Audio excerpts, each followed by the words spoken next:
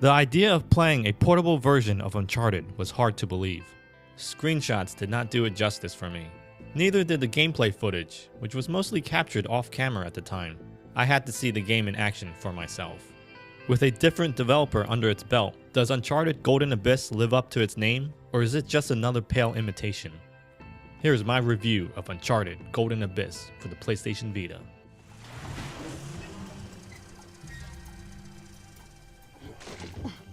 Oh, damn it. Jeez. Damn muddy roads. Just got these clean. Visually, Uncharted Golden Abyss looks amazing. One of the few titles that proves a console game can be done on the Vita given enough time and resources. You'll see plenty of color and variety as you run around the beautifully designed and well-saturated jungle environments. It really is a portable version of the Uncharted games you know and love. Great looking character models and texture detail throughout. Although the frame rate could have been a tad faster, everything runs smoothly and consistently.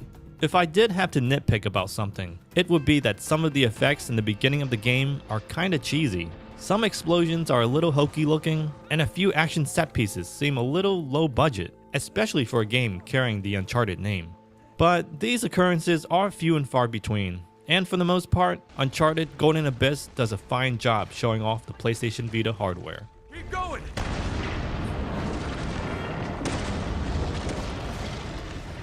You done the last 10 years except work piss-ass jobs for schlubs like me? Nolan North reprises his role as Nathan Drake, along with another surprise guest, who I will not spoil for you. Wink, wink. Newcomers Chase and the other guy that no one likes fit perfectly into the Uncharted franchise. Voiceovers are well casted and sound great. Dialogue is funny and witty. The score is equally amazing. You get that Uncharted theme as soon as you boot up the game. Memorable orchestral pieces are also littered throughout your adventure as well. My only complaint here is that sometimes the gunfire can sound like it was recorded through a tin can, but maybe that's just my imagination. I don't know. Regardless, it wasn't enough for me to subtract any points.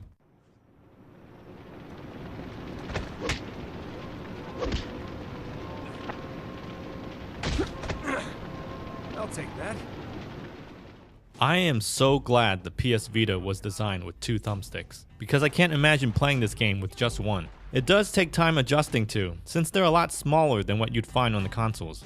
There's a new feature I especially enjoy, and use quite a bit. The Vita's gyroscope functionality allows you to tilt the system to help line up your aim. On harder difficulties, it really helps trying to land those headshots. Normally, I hate games that require you to use the touchscreen, but it wasn't so bad this time. I actually didn't mind the puzzles that required them really. Spinning the drawings and placing it in the correct spot was actually fun. They made sense. I also really liked the charcoal rubbing ones too.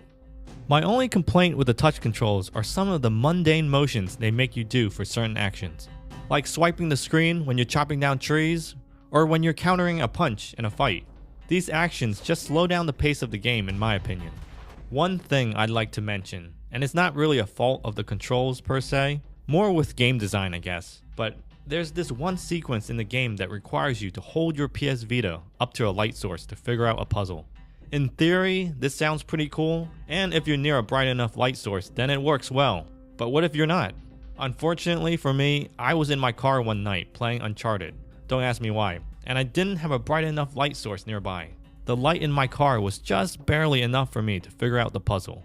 Just barely. That might not sound like a big deal, and in actuality, it really isn't, because it's just one small part of the game. But imagine yourself being lost in the woods at night with just your Vita and a copy of Uncharted Golden Abyss, and you run into that same problem. What then?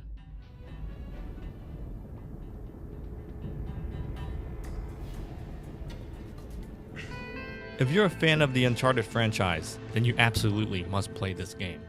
If you're a fan of action-adventure titles, then you absolutely must play this game. If you like playing video games in general, then you absolutely must play this game. Uncharted fans will know exactly what to expect by now. The gunplay is great, the characters are likable, voice acting is memorable, everything is just top-notch. The inclusion of touch controls add to the overall experience, minus a few hitches here and there. And although the single-player campaign is solid, there is no online multiplayer this time around. Hidden treasures and a crushing difficulty do help extend the replay value a little bit. Some minor aesthetics were cut, but hey, what do you expect when you're putting a game of this size on a portable handheld?